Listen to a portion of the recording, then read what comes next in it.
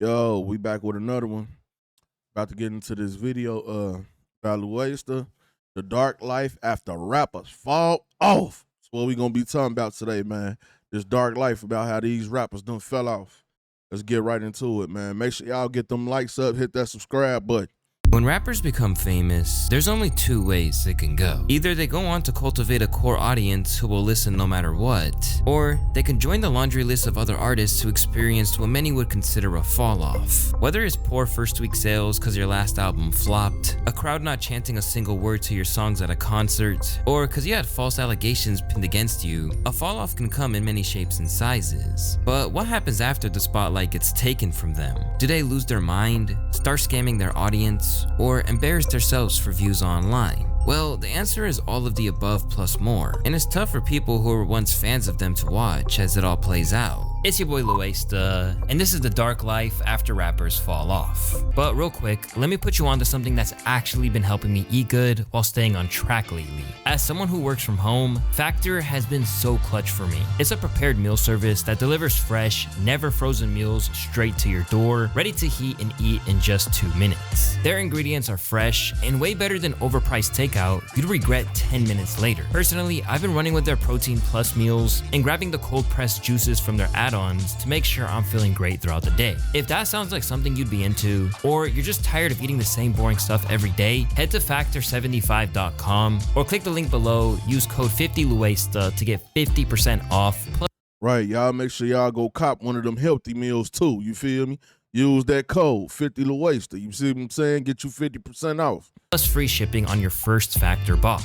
That's code 50LUESTA at factor75.com for 50% off plus free shipping on your first box. Alright, now let's talk about how Young Joc went from hit records to rideshare apps. I know you're probably thinking that the obvious answer is to just get a job. After all, that's what the vast majority of us do to pay the bills. However, there are dangers that come with attempting to have a role like that once your face has been plastered all over TV, especially if you're considering having any sort of customer service job. To demonstrate this, look no further than someone like Young Joc. Back in the day, the southern rap mainstay made some major waves. His breakout track, Going Down, was a massive hit.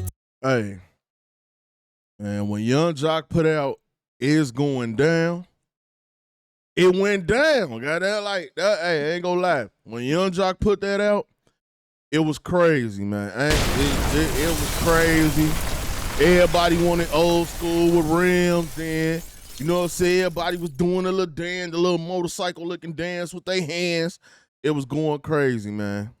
With both his debut album New Joc City and its 2007 follow-up Hustlenomics peaking at number 3 on the charts. In chasing his dreams, he reached the heights of fame and fortune, but along the way, he got a first-hand look at the darker side of the industry, and that's thanks to his ties with Bad Boy Records and Diddy. Now that's when that's when I knew. I said, oh no, I got to deal with Diddy. I said, oh Lord, this ain't gonna be good, man. It's not gonna be good.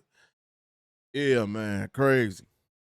In fact, he claims he saw some of the most heinous deeds firsthand. I was watching Puff. Nigga Puff was looking up there. He saw this white woman. It was bottles on bottles on bottles around her. It was lit. Puff jumped out. Me and Cassie sitting next to each other. My wife right here, Cassie right here. The nigga jumped off the bar, came over and said, yo, Cassie, tomorrow I want you to shave the side of your head. And I was like, what the fuck kind of request is that?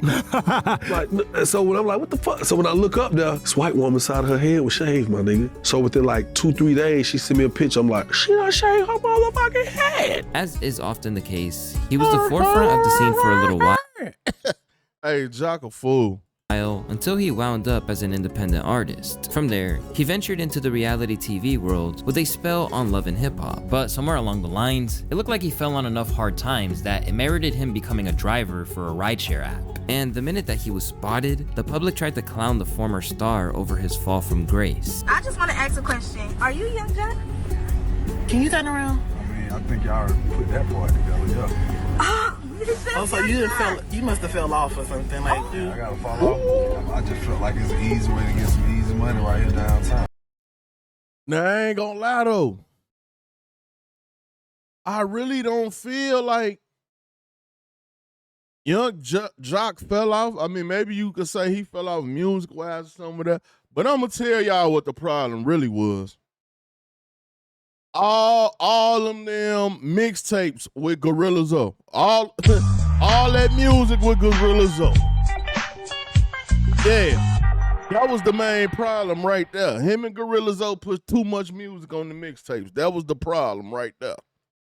I meet people. While there were naturally jokes being made, some people felt that he was treated unfairly by being put on blast like that. What is wrong with these people in the car with Young Joc? Can you turn around so I can post your face online? He's a human being. How are they gonna clown Young Joc for driving an Uber, but they need a ride? However, in spite of the internet leaping to his defense, Young Joc claimed that the whole thing was a misunderstanding and that he wasn't truly an Uber driver or anything like that. Apparently, the company he was working for was known as Pull Up and Go, who Joc has since claimed that he has 30% stake in. And to him, it was important to prove that just because you were once a famed rapper, it doesn't mean you're above putting in a day's work. You have to show them what humility is, and that you're not too big to do the right thing by making an honest living. I think that's why a lot of kids and even adults go astray, because they're too ashamed. They're too prideful to do something. The most phenomenal part of this experience from this going viral is the amount of support. In fact, later down the line, he went as far as to claim that the entire thing was a skit to promote the company. So the dude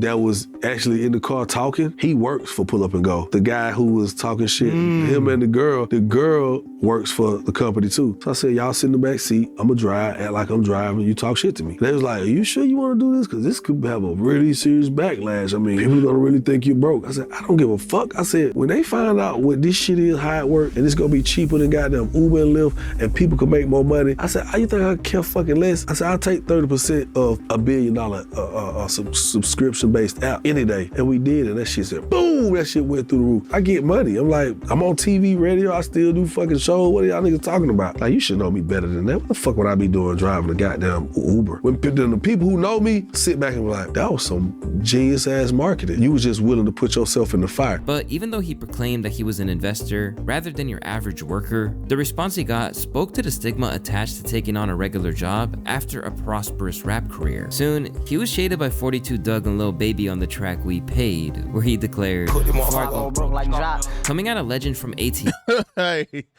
Hey, when 42 Dugg said that, it was crazy. He said, before I go broke like Joc, and Young Joc ain't letting that go, man. He ain't letting that go. Isn't exactly cool for them to do, particularly because Lil Baby is from his town. But strangely, Joc didn't even catch the diss at first, and was playing it on his radio show without realizing. Before I go broke like Joc. Which Joc? No, I heard Joc. I was like, He can't be talking about me. I said, well, goddamn, then that thing, you know, that shit just went there. Then you put two and two together, this the niggas in the Chargers. that shit. No, I saw it. I saw it. And even after that, he insisted he felt no ill will about it. Before I heard the words and all that part, I was just like, this shit, this nigga, go, I love that little nigga. And I hear that shit, I was like, oh my God. I saw like, they gonna be 2 years of jail. Did you know that though? That's a, nah. Did you ever meet him after the I ain't fact? never seen him. But you gotta think here, check this out. Coming off to the radios? Coming up, yeah, I wouldn't, man, listen, man. Y'all edit the nigga up. Man, I don't give a fuck. that's home. I'm gonna hear that shit at home every day. Whether or not he means it, Joc insists that he no longer wants to rap, and as he approaches his 50s, his mind is on other things. I do a lot of producing. Okay. It's kind of like I'm not as passionate about rapping. So it's not like, I need to just get in here and just do something. I don't. Right. You still perform your hits for the check, yeah, but right. yeah, you ain't going in there saying I'm working on no album, EP, mixtape, no shit like that. Basically, they gotta get what you already gave because you're not coming with nothing new. It's not even necessarily that. It's just like being inspired to do that. Given everything else he's got going on, it's fair to say the dirt thrown on Joc's name for allegedly doing rideshare gigs didn't stick nearly as much as people expected it to. But for others, they just couldn't beat the allegations. Back in the mid-2000s, Roscoe Dash had some motion, with tracks like No Hands alongside Waka Flocka making him a notable name in the industry. But his solo major label Roscoe Dash was that guy for like a whole year and vanished.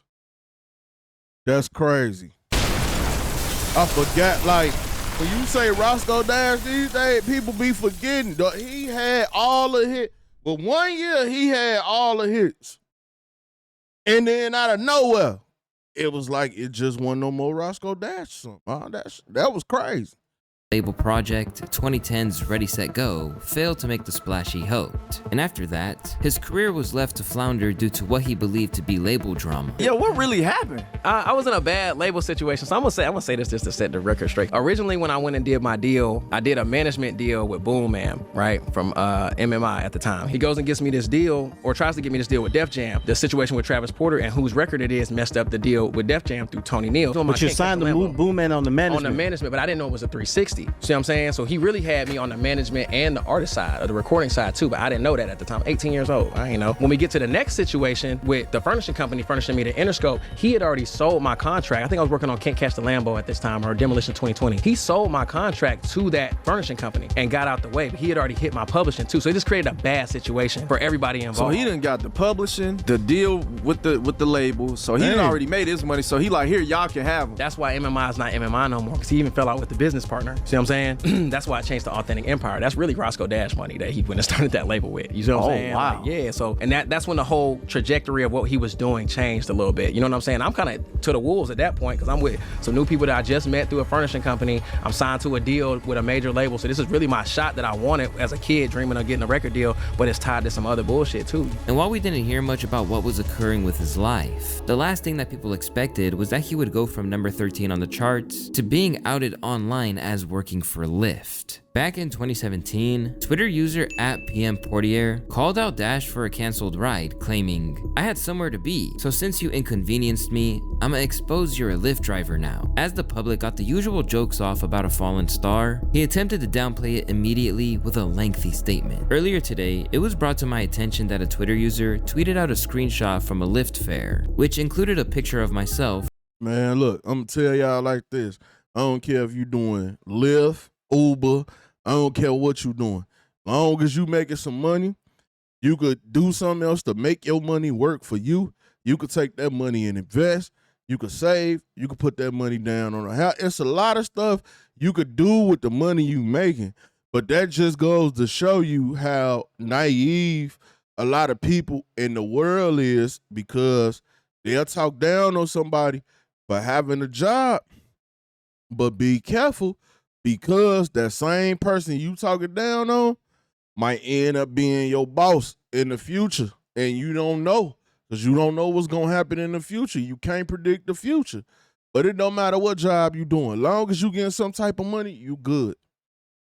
In a white Tahoe. First things first, yes, that is my vehicle. Yes, that is me in the photo. There is no denying that. Why would I? However, I do not drive Lyft. I own several vehicles, and periodically I lend them to my friends so they are able to make a little extra cash. I consider myself a successful entrepreneur. While talking to any successful businessman, they'll tell you the same thing. Creating multiple streams of income is the key to a long and very lucrative career financially. Billing himself as a successful businessman, Roscoe later doubled down and detailed exactly what was occurring. Know what y'all probably thinking?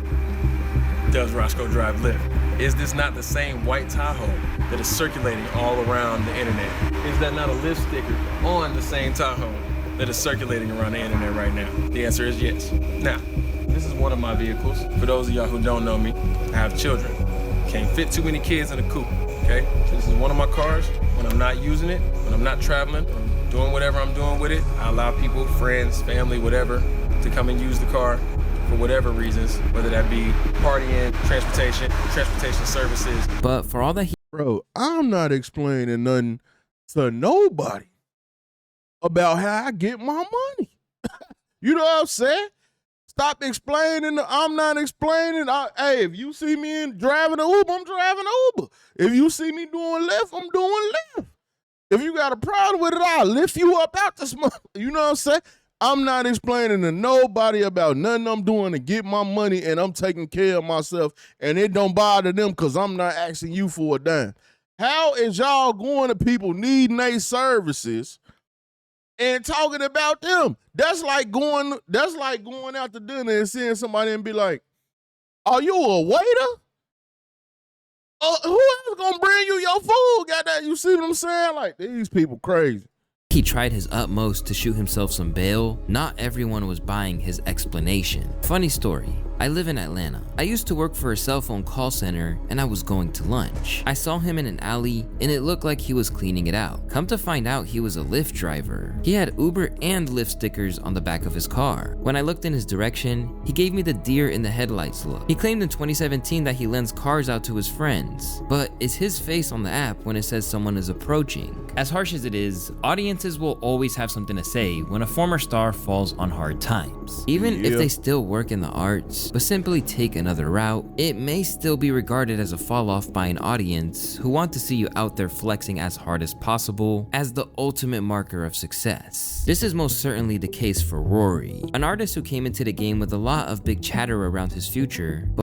Now, I ain't gonna even lie, I ain't never even heard of this dude, so I can't, it don't feel like he fell off the music, cause I ain't never heard of him. I ain't never heard of you. I can't even say you fell off. Cause I ain't never heard none of his music or nothing. I've never heard of this rapper at all. But ultimately couldn't deliver on the promise he showed. After making his name on the underground scene with his unique blend of rap that came coupled with influences from other genres, Rory signed to Columbia and was pushed so hard initially that it sparked the industry plant chatter. Along the way, his unorthodox vibe meant that he was quickly compared to literal legends long before he'd proven anything. I'm sure you hear this and know this and are doing it on purpose, but Andre 3000 sounds like is your... You hear me talking right now? I'm talking, and I spend large hours of my days alone. I don't believe we says universal space alone. It's the same voice as my normal voice, you get what I'm saying? So it's nothing being done on purpose. No, it's just part of who you are. But it's something, yeah, it's a southern drawl, and people see it in my face somewhat, our facial hair, and no matter what I put out, classical music their whole life. Shit, I study Andre, I study, like, and I'm not ashamed of it. I love it, you know, bro. And I own it. Despite some big singles such as Devil's Whisper, his 2015 debut album ultimately flopped and peaked at number 77 with 5,900 sales. Following that, he endured 3 years in the wilderness before 2018 when he finally got off his label. I want out of the label when the people who believed in me transitioned jobs to be replaced by strangers who don't know me. Rory explained in detail in a follow-up email. I went to Coachella without any support from the label. It was like they were trying to put me in a position of fear and weakness so I could run out of money and they could control me. I would rather take my career on a path where I can play with my friends, stay with my family,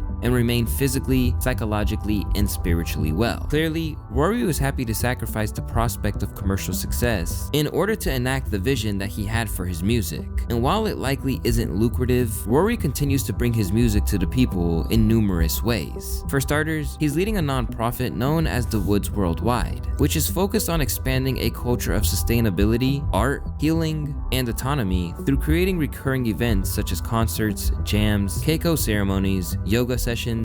Like, I be seeing all these people starting these non-profits, but I be hearing the non-profits be making a lot of money, guys. You know what I'm saying? Hey, y'all let me know. Do Buddha need to start a non-profit around this motherfucker? Let me know. Give it up, man. Give it up. Yeah, man, the Buddha non-profit organization coming soon. Soon as I figure out how they making all the money off of it, though. You see what I'm saying? Because everybody got a damn non-profit. It'd be pulling up Rolls Royce, Billy's. Yeah, I got a non-profit. Like, yeah, I thought that mean it don't make no money, but everybody with non-profits got banked. You know what I'm saying? We gonna figure it out, though. We gonna find out what's going on with them non-profits. I know a lot of people that got non-profit. Non-profit, they make a lot of money. A lot. We gonna figure it out. And multimedia productions. As part of this mission, he's been performing in a whole host of unconventional spaces. Hey T.O., come check this out.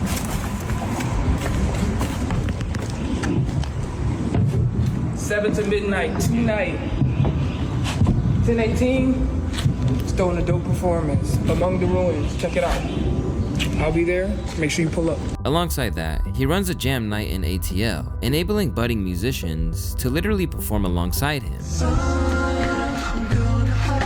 In terms of his own output, he's still prolific when it comes to dropping music. The only problem is that it's reaching an increasingly smaller audience. And while it would be fine if he was content with that, you get the same sense that he still pines for a mainstream comeback, with the multi-talented artist taking to social media to try and hop on TikTok trends. Ultimately, there's no harm in Rory secretly harboring a desire to be at the top of the industry again. After all, it's understandable that he, just like everyone else, wants another shot at glory. At the end of the day, these aspirations don't hurt anyone, and in the process, he seems to be trying to uplift his community. But unfortunately, not everyone takes such a noble route when they venture back into normal life after a run at the top. Because for some of them, the prospect of going back to a 9-to-5 doesn't. My whole thing is this though, about the dude Rory though, like, if you getting money doing what you doing and you happy and you fine with what you doing and you still making money and taking care of your people, what do you need to go mainstream again for? Like, what do you need a label for? Why would you? I wouldn't even want to get back into music like that if I'm still getting money and taking care of my people and all that. That's really all that matters. Bro, most of us that wanted to be rappers, we really only wanted to be rappers to take care of ourselves, do stuff for our families, get our mama something nice. That's how it all started for a lot of us anyway. That's all we ever wanted to do. But if you doing that on your own without them, you ain't really got to do music, bro. At that point, you just doing it for some awards and all that type stuff because you already got the money and you already living good, so I wouldn't even do it. Compute for them. In fact, they decide to use their platform to try and make a quick, dishonest buck from their once loyal fans. For a brief moment, YBN Nahmir looked to have the world in his hands. Alongside Almighty J and Cordae, his crew, who began linking up on Xbox Live before venturing into the real world, were touring the globe on the strength of the buzz around the collective. But after his comrades left him behind, YBN Nahmir's career has been a train wreck, or a soul train wreck to be more specific. Oh, hell no. Bro, I'm scared to put my headphones back on. Bro, I hear the trash without hearing the trash. Why is this nigga talking like that? Bro, it sound like somebody pulling your nuts. Ever since the track with the historically savage dislike ratio first emerged, Nahmir has been written off as a laughingstock. And now that no one is checking for him anymore, he's ripping off his own fans by flagrantly refusing to do what he said he would do for them. Since then, he's engaged in fraudulent IG giveaways, reportedly making off with $7K in the process. So they posted this on their story, blocked me after stealing $7,000 from me. YBN Nahmir, gotta be the brokest rapper out there. He ran off with the money months ago. I decided to reach out one last time yesterday. And this is the DM conversation with them. It's supposed to go live in 1 or 2 hours. But my whole thing is, right, if you don't see a rapper on tour, doing music, doing features with the new hottest rapper, why would you try to do something with them anyway? Like, you should already know you getting scammed. Like, I wouldn't have gave YBN Nahmir $7,000 for what? That sound like a scam in itself. You know what I'm saying? Shit, I'm hotter than YBN Nahmir, nigga. What? Nigga?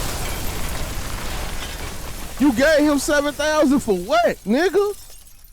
No, you niggas is tripping. I'm starting to think y'all be wanting to get scammed just to tell the internet y'all got scammed so it could trend and put some light on y'all. Because who the hell in their right mind would give YBN Nahmir $7,000? To do what exactly? You niggas is tripping. I wouldn't have gave that nigga $7. You hear me? 7. You gave him 7,000? Oh, you niggas tripping. Yeah, you niggas is tripping.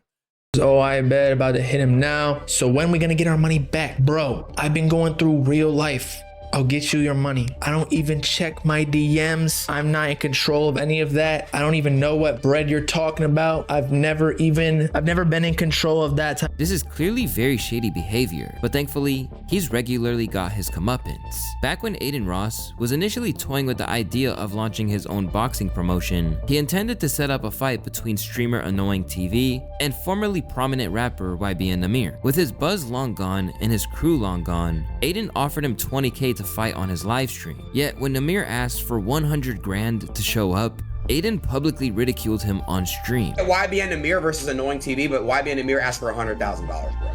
Top literally laughed at the manager and hung up. You rappers that have not made a hit, no disrespect, stop asking for too much money, bro. You are not. No, y'all need to start reaching out to them to do business with them.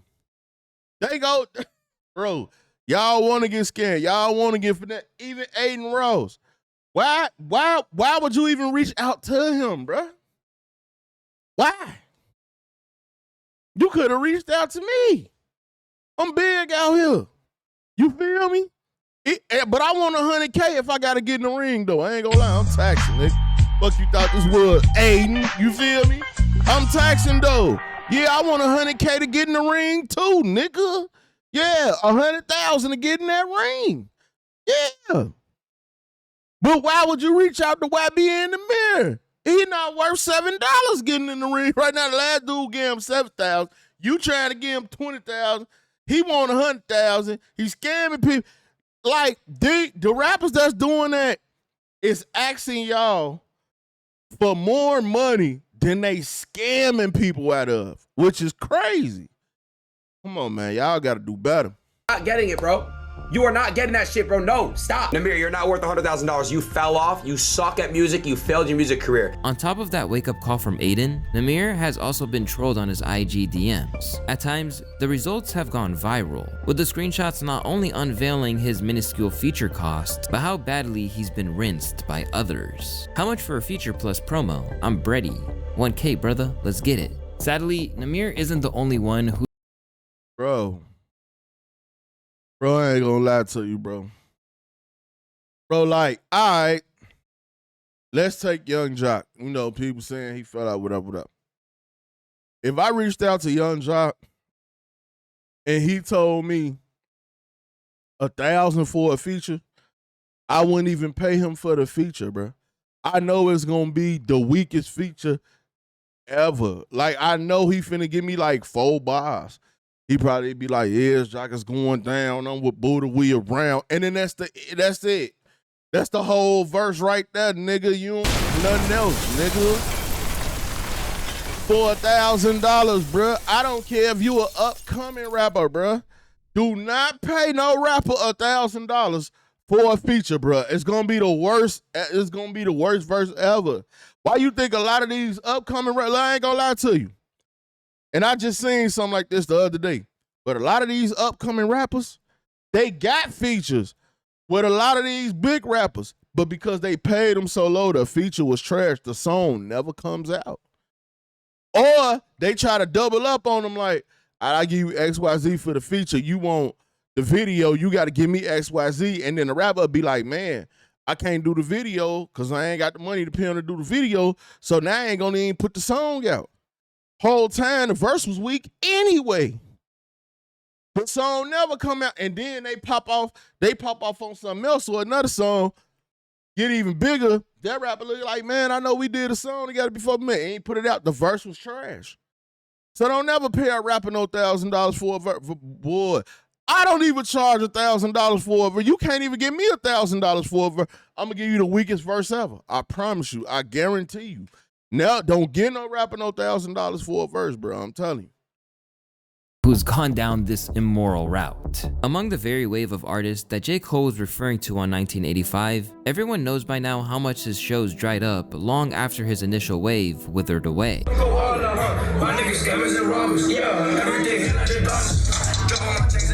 But much like Namir, he didn't let this deter him from trying to get money out of his unwitting audience. At one stage, he was setting up beat battles, which he charged $15 to enter. But according to those involved, it was just an elaborate scam. On his Instagram, he said that he got 650 beats, submissions, and went through all of them in 2 days, 5 hours each day. Even if each beat was 1 minute long, he wouldn't have enough time to listen to all those beats entirely. It should have been handled a bit differently if you're paying money to get it judged. All in all, they didn't organize this very well, and they surely didn't put in the time or effort for this event not to look like a big sham. Edit. I was told a lot of people had mail trackers and their beat wasn't open. Wow, if that doesn't make you think differently of an artist. As if that wasn't enough to permanently sour the public on the Dead Star rapper, he then executed a crypto rug pull as well. Initially, Perp and his manager promised a fair launch, only for them to backpedal and claim they were selling only to cover costs, but were in it for the long haul and it was time to build. And with that, any last chance there was of him redeeming himself in the eyes of his audience were long gone. Sadly, this behavior is incredibly prevalent among the SoundCloud generation, with many of them who've since flopped and listing their massive online followings that they garnered at their height to rinse anyone they can. Among them who have been guilty of this is Skinny from the Nine, a New Jersey rapper best known for tracks like Love Blast and Jump Out That with the late PNB Rock. The artist fell off without ever releasing a mixtape, but because of the audience he'd accrued, he began scamming his fans, hitting a quick lick via fake promos. And then most of these shorties that blew up on the internet, they ain't had no real managers. They ain't know how the business work. A lot of these labels will sign them and be like, all right, go do what you did to get yourself this big when we came and signed you. Go do that. Yeah. No, go do that. No budget, no tour set up. No person for you to get like another feature with that's bigger than you. None of that. Do what you did while we came to sign you. Go do that. So they fell off. The lifestyle, women, jewelry, going to Icebox, cars, all that, and then you fall off. And the label just like, we thought he was gonna do what he did before we went and signed him. Then on top of all that, the label gonna hit you with a bill. Oh, you owe extra albums, you this and that, and taxes, you know what I'm saying? That one show we did, book you for, you gotta pay for the tour bus. They charge niggas for tour buses. All that. The tour driver gotta get paid still, all that. Cause when you first started out coming up, the label be done signed, you gave you a little money. Oh, they ain't paying nobody. Cause they gonna tax you with that bill later when you thought it all was for free. And while it probably brought in some money in the short term, it was ultimately counterproductive when you consider that everyone now knew he wasn't to be trusted. And since then, it's only gotten worse as it's become clear that he will assign his cosign to anything. These days, his account is basically the IG equivalent of the classified ads section of a newspaper. While it's definitely not a victimless act, scamming people like this is really just the tip of the iceberg when it comes to the dangerous paths some artists take after the fame fades. Because for a few of them, life after the spotlight gets so dark that it ends with years behind bars. Briefly, Fetty Wap was once ruling the commercial roost, with an upside potential which seemed to stretch. Yeah, baby. Hey, man, Fetty Wap, man. All he had to do was keep making music.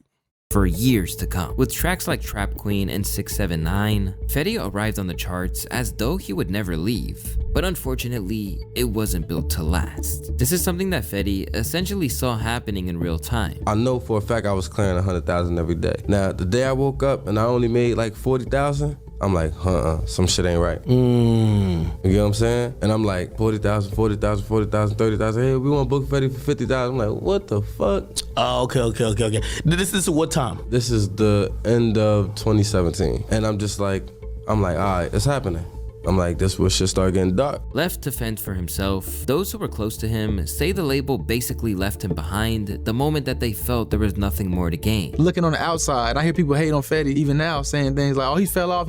And it's like, do you mean he fell off as in he doesn't make good music anymore? Because he still makes that quality type of music. But if a record label is no longer pushing you, or they got you on the shelf and they pushing somebody else, then that's the reason why you're not hearing him no more. So are you talking about fell off because you don't hear him no more? Or are you talking about fell off because his talent died down? And a lot of people don't understand that when they get the bash and the talking, it's like, what are we talking about here? And once the money is dried up, Fetty Wap struggled to adjust his lifestyle. With that, he reportedly started selling drugs and wound up indicted by the feds. During his trial, his lawyer... Bro, I'm talking about to be that cold with one eye, nigga. To be that cold with one eye, nigga. He could see a hit from a mile away. The nigga only had one eye.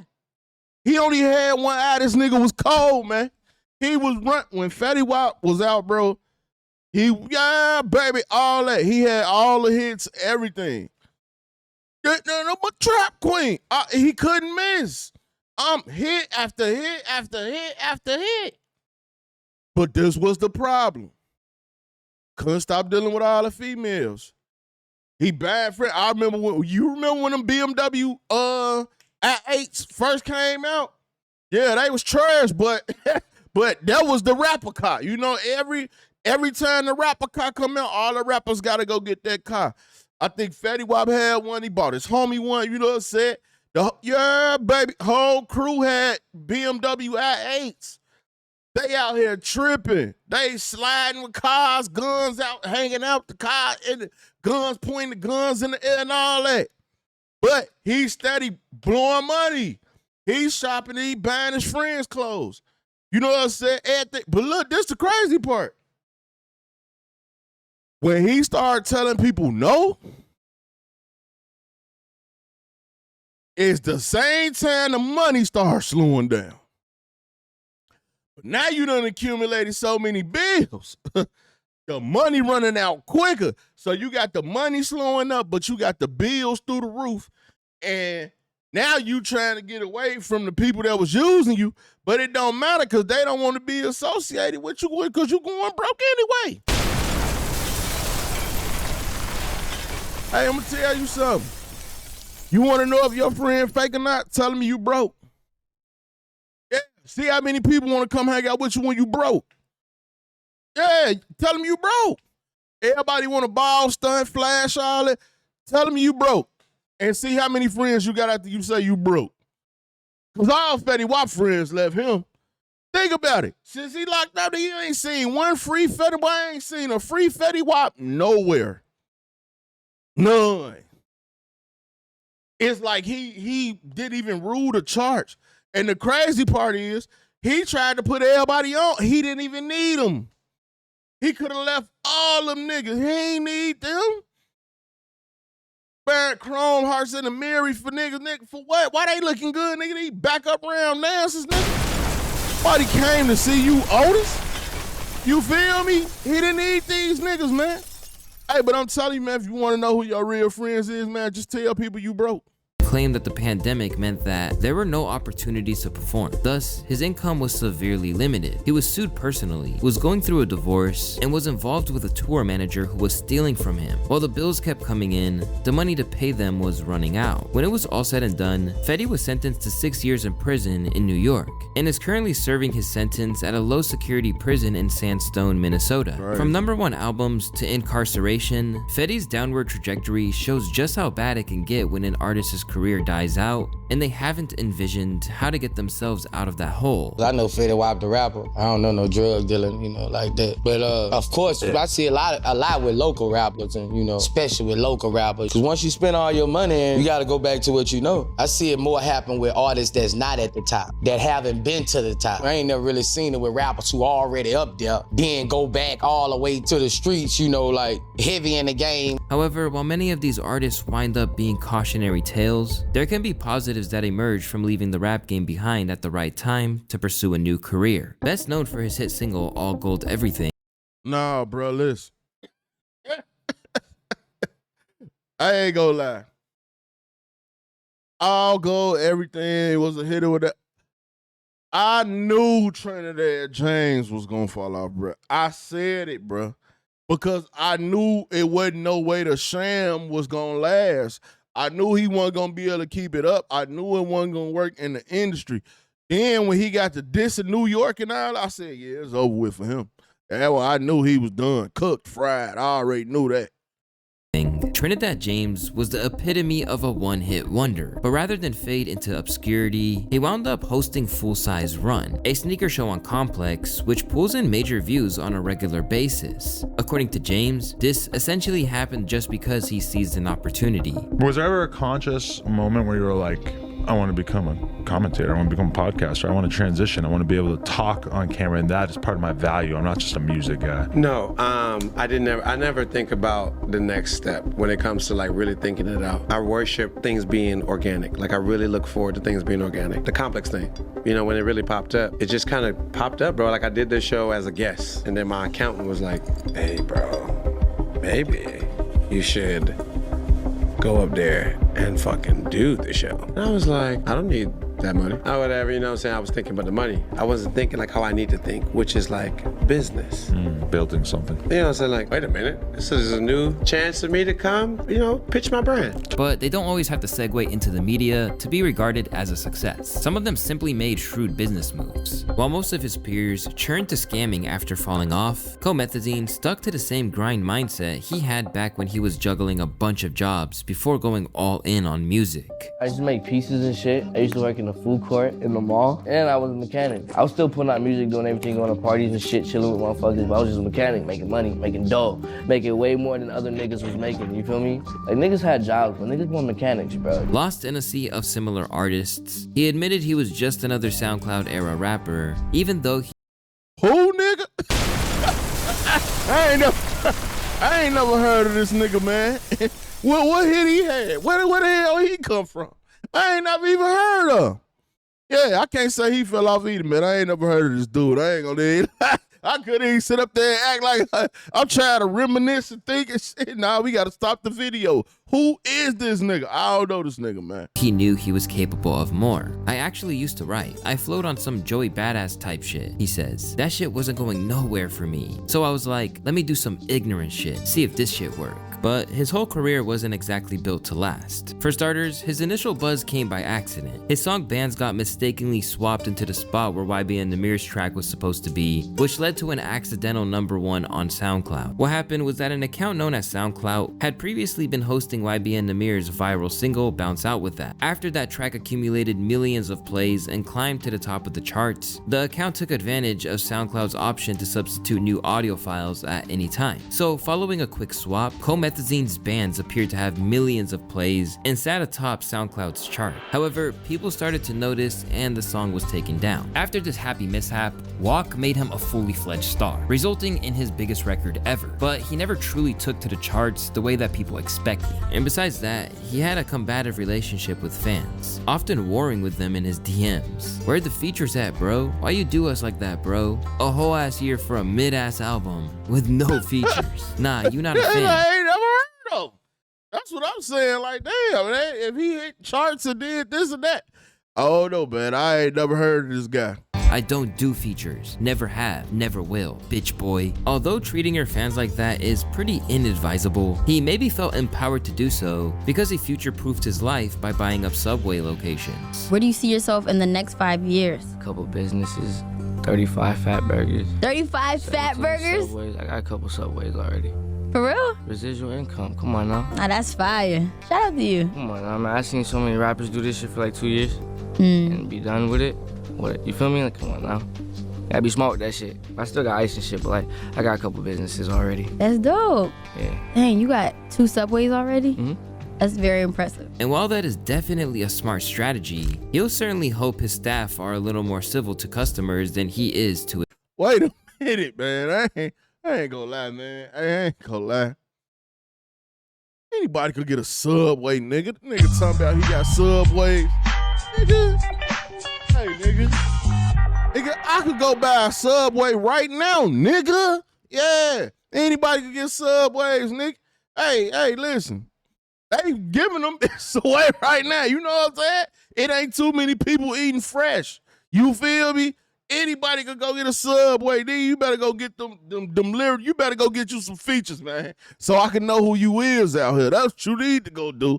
And that's them Subways, they ain't looking too good. And niggas ain't eating fresh. Go get you some features, man, so you can be where you really need to be. To his audience. Comethazine's example is one that more rappers of his era should heed, but he's far from the only rapper to have seen the writing on the wall. Just like Comethazine, New York rapper Mike Geronimo seemed aware that his time in the game was finite, even though his debut album The Natural suggested there was big things ahead. Who?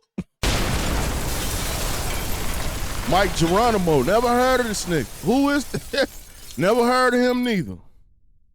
Mike couldn't ever make the transition to a fully fledged star who could make a real sustainable living off rap. Now, Mike didn't completely turn his back on rap. He kept dropping projects. Hold up. All right, so he was him and Jay-Z, because that was the bald head Jay-Z. I ain't seen that Jay-Z in a long time. That was the bald head Jigga Man. You feel me? So if he cool with him, why he ain't signed to Rockefeller? And why I ain't never even seen that picture before? You know what I'm saying? Who is this nigga, man? And still intermittently unveils a Lucy today, but that's no longer his focus, as he also dedicates his time to being a business owner after learning a trade. Okay, but For the look, past 15 years. he ain't stopped though. Like a lot of youngins stop there. He's still out here rapping and give it up for that man. I don't know him, but give it up for him, because he's still out here spitting. You gotta give it to him. Still out here spitting. I don't know why Jay-Z ain't gonna give him the package yet. You know, the limos, the job at right now. I don't know why he ain't get all that yet, but you know he's still spitting, so give it up for him. Mike has overseen his own company in Embassy Locksmiths, which his LinkedIn claims provides complete licensed and insured locksmith and advanced security products and services, from simple cylinders to card readers, intercoms and buzzers, to video surveillance and safes for both residential and commercial needs. When he initially suggested it, people couldn't comprehend his plan, but you can bet that a lot of his peers who ridiculed him for this plan now wish that they committed the time and energy that he did. They all thought I was crazy. Right. But they couldn't see what I could see. And I always remembered the guy who taught me telling me, he's like, take a look at that lock, take a look at that door, ask yourself how many doors are in New York City. How many locksmiths clear $1 million before exit? Oh my God. And then to me, that was all I needed. When you're at the peak of the game, being a rapper is among the best jobs imaginable, but... All right, so he made a couple million with the locksmith thing. Okay, that's cool, that's what's up. That's what I'm saying. See, it's other way. Rap is not the only way to get money.